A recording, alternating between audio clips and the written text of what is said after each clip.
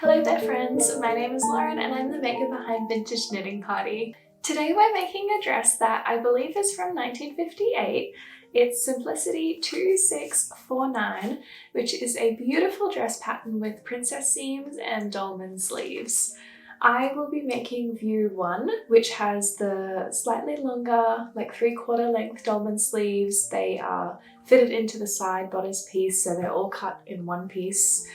And I am modifying the pattern a little bit to be a tiny bit shorter, but aside from that, I'm going to be making it as per the instructions as much as I can. Today we're going to be making this dress in a beautiful rust-coloured linen, which is one of the fabrics that the pattern recommends.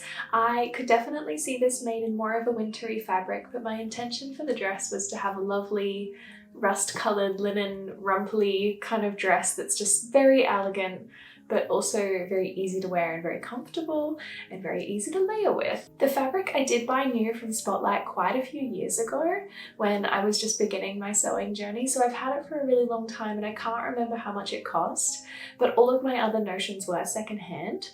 The zipper I actually pulled from my stash and it's not quite an exact colour match, but I really actually quite like the pop of colour. The buttons came from a giant jar of buttons that I have been hoarding for a really long time that I got for like 50 cents from an op shop. The snaps on the inside of the pockets are vintage, and the interfacing I think I also got secondhand. So what else did I use? I used a binding around the hem, which I also got secondhand from a community haberdashery store that I love to visit.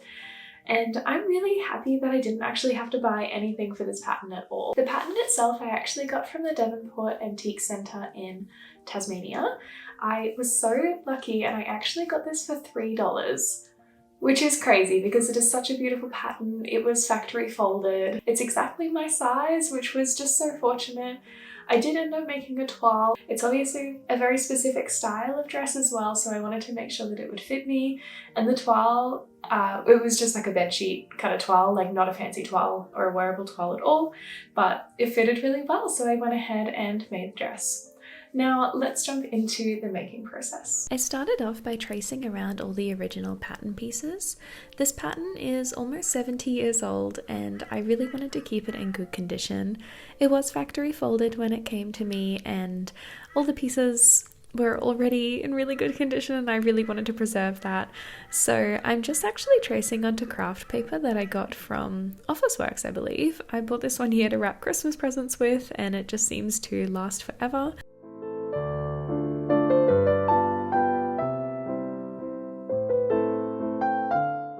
Here I am on day 1 having my morning dirty chai. I pinned all of the pattern pieces that I traced out to my beautiful linen.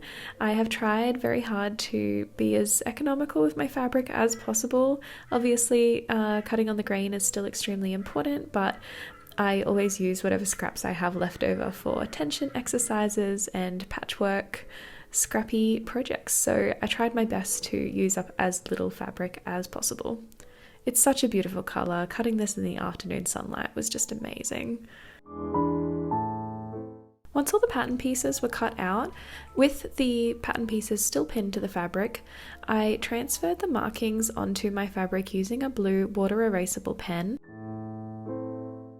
I had a final read through of the instructions to make sure that I was across everything, I had all my notions and I was familiar with all of the techniques. I always find this helpful to know what is coming for me in a sewing project. And I threaded up my overlocker. I actually love threading my overlockers from start to finish.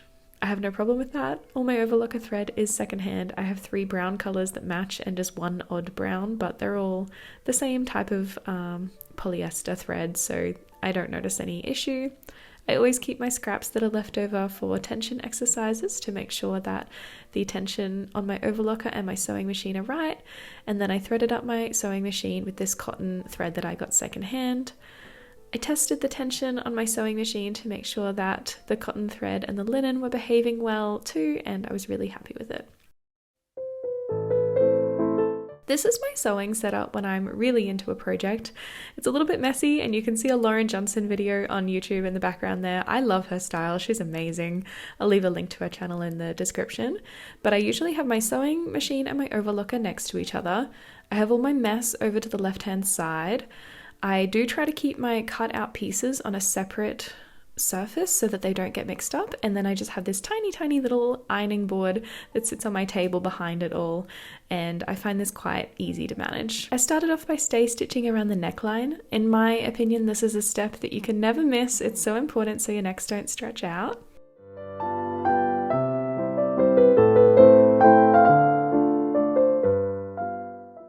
And then I overlocked down the sides of the front center bodice pieces.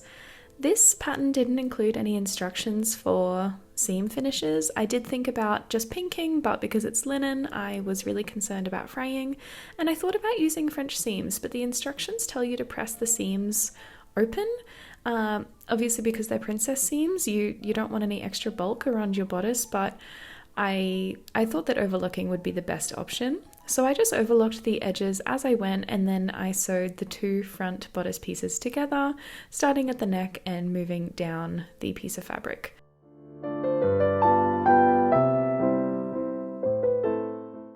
I then sewed the side front bodice pieces to the center front bodice pieces using the same method of overlocking the sides and then stitching them with a straight stitch. One of my favorite things to do is to press the seams open and see how lovely and neat they look, and I was just so happy with how this was turning out so far.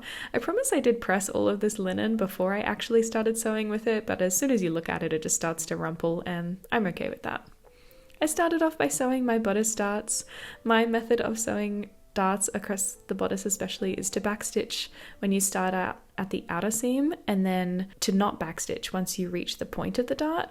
I leave the threads long, and then I tie a few knots in the threads to secure them rather than backstitching, and I find that this leaves less of a bobble at the top of the dart and you don't have any extra bulk. I pressed these little darts, and then we moved on to day 2 where I have my second dirty chai. I love collecting soup mugs, these are so cute. I sewed the back center pieces together at the center seam. As you can see, I've already overlocked these pieces. And I actually only sewed this up to a certain notch that was marked on the pattern piece so that you still have space for the zipper. Once I had sewed the side front pieces to the center front pieces, I pressed these seams open again. As you can see, the linen, she's rumpled. It just adds to the look. I really don't mind. I don't need my linen to be pressed. I feel like if you prefer to not have rumples in your clothes, then maybe you shouldn't wear linen. That is my opinion.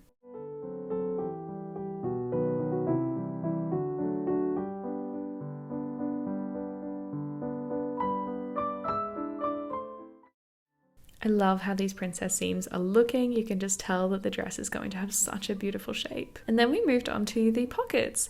You can see on the left hand side that I have a pocket which is already kind of put together. I stuck on my interfacing to the pocket facing, folded it up by 1/4 inch and then stitched that down. And now I'm just adding the pocket facing to the pocket itself, just making sure that everything lines up. I'm sticking them down right sides together and just pinning them in place. And then we're going to sew all around the outside of the pocket and the pocket facing to secure it.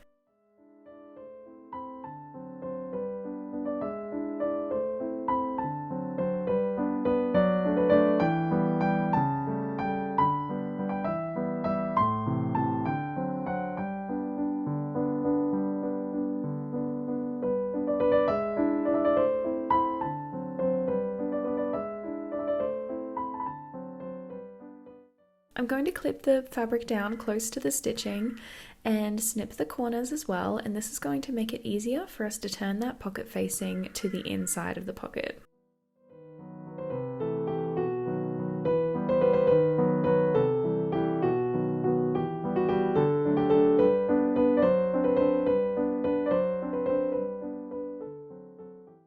I I pressed the pocket facing corners out so that it would be nice and pointy, and I folded in the insides of the pocket along that stitching line. It just makes it easier to fold the seam allowance of the pocket in when there's that stitching line, because it gives the fabric a little bit of structure and allows you to press it more easily.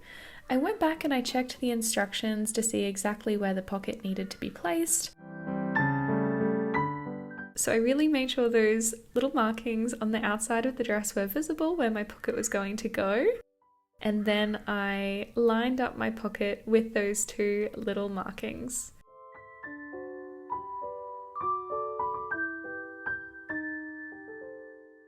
I pinned the pocket onto the dress in place where it needed to be. I was really paranoid about having my pockets not even during this part, so I made sure that I really took my time with this, double checked that my markings were in the right place and that I was looking at the right markings and all the rest of it.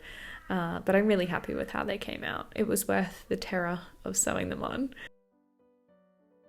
You can see my stitching line there as well, and I actually quite like the way it looks.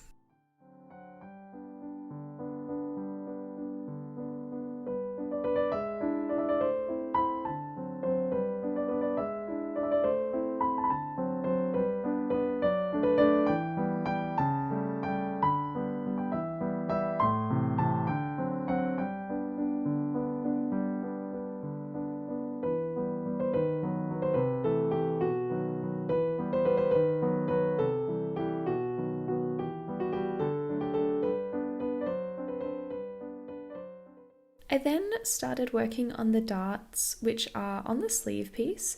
This dress has some beautiful details on the backs of the sleeves. It has 3 darts around the elbow, which give you just like a beautiful bit of space to be able to move your arm in. It means that there's so much less pressure on the seams, and I'm really intrigued by this design. I feel like it worked extremely well. So here I am just pressing the dart before I sew it so that it's going to be nice and crisp, making sure that I pay attention to my markings. And I sewed these darts down using the same method that I used for my bodice darts, backstitching at the beginning, sewing the dart, and then tying off the loose threads at the end rather than backstitching.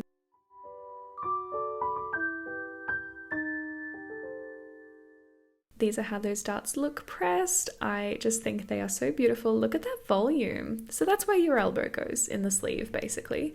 And I'm just so happy with how they look. I then sewed the front pieces to the back pieces at the shoulders.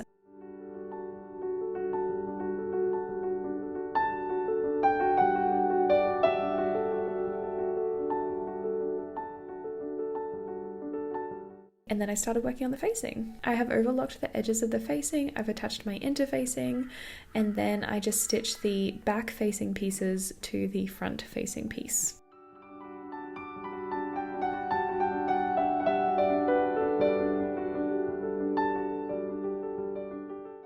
This is how they look all stuck together, and I'm going to just gently press the seam allowances out.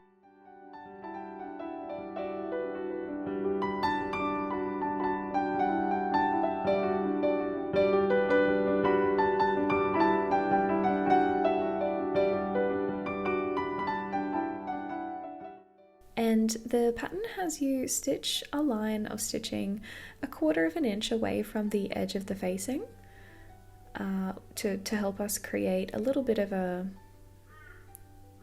hem on the facing, I suppose. We clip that down, fold it up, and then we stitch it down again.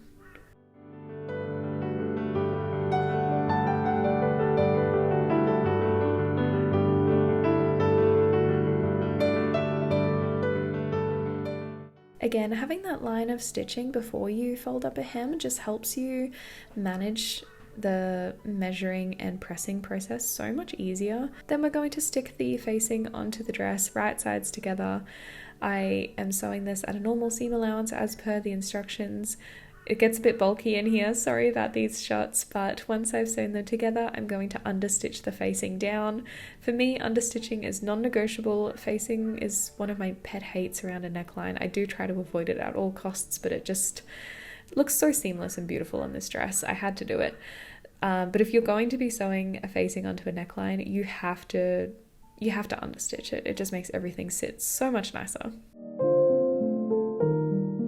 I then am attaching the zipper. This orange invisible zipper is the only one I had in my stash that was remotely close to the colour and was going to work. So it is a little bit of a pop of colour, but that's okay. I'm essentially sewing the zipper down twice on each side. That is to help me get even closer to an invisible zipper finish. And I sewed the zipper down normally the first time, and then the second time I also folded the facing down on top of the zipper. So this is what it looks like from the outside with one side sewn down, and this is what it looks like from the inside. It's so lovely and neat. Doing this facing this way, I really love it. It does make your zipper a little bit bulky at the top and you have to take care when you're sewing it together, but I'm okay with that. I'm so happy with how invisible this zipper turned out. Stitching it down twice really does make all the difference, and that's what both sides look like. You can tell it's a good zipper finish when I show the shot like 72 times because I'm just so proud of it. I'm then sewing up from the center back seam onto where the zipper is attached to try and get as close as possible to that stitching so I don't end up with like a weird bubble. That's what it looks like from the inside and outside. I'm just going to be checking my instructions again. We're going to be stitching under the sleeve edge, we're going to be joining it all, and then we're going to be finishing the sleeve hem and reinforcing the armpits. So I'm just overlooking each, front and back piece, like on the underarm edge. I'm folding up the sleeve by 1/4 inch and pressing. This was very difficult to do because of the awkward shape of the sleeve, but it actually ended up looking okay, so I'm pretty happy with that. And then we're going to be stitching down this little piece that is pressed up. Here I am stitching that down, trying to get it nice and neat. I should have pinked this edge so that it was just a little bit more secure, but that's okay. Then we are sewing together the front and back pieces at the underarm seam. Again, I didn't use pins for this. I don't know why I'm just moving away from pins. I think with a woven fabric like this that just doesn't move around too much, and the fact that there's so much of it, I think I just find the pins a little bit more awkward. I'm not sure what I'm doing here, but it worked out for me. Everything lined up.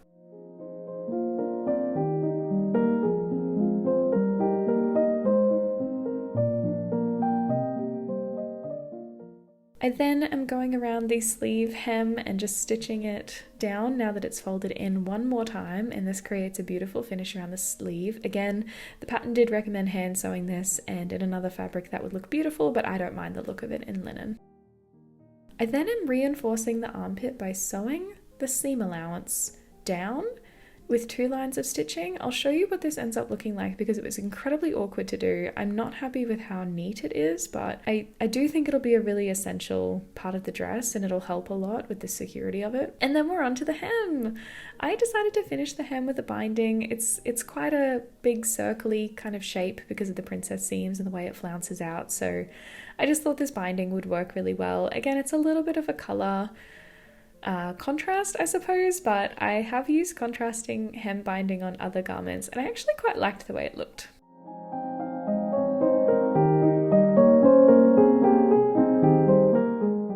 I added all my finishing touches, including a little label to show that it is mine. I hand stitched down that facing onto the zipper. I tacked down the facing into the seam allowance, added buttons from my stash, added snaps from my stash. And that's what the hem looks like.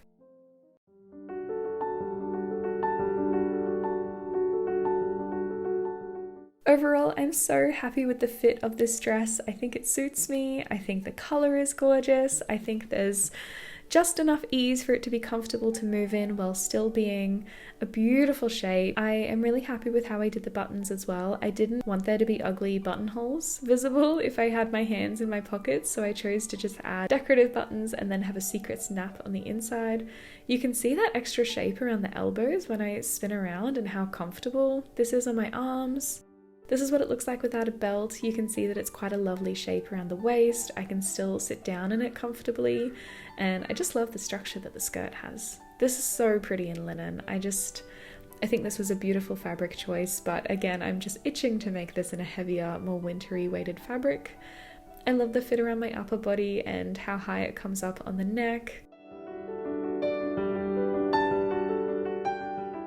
Thank you so much for watching this video. You guys are amazing. I really appreciate you, and I'll see you next time.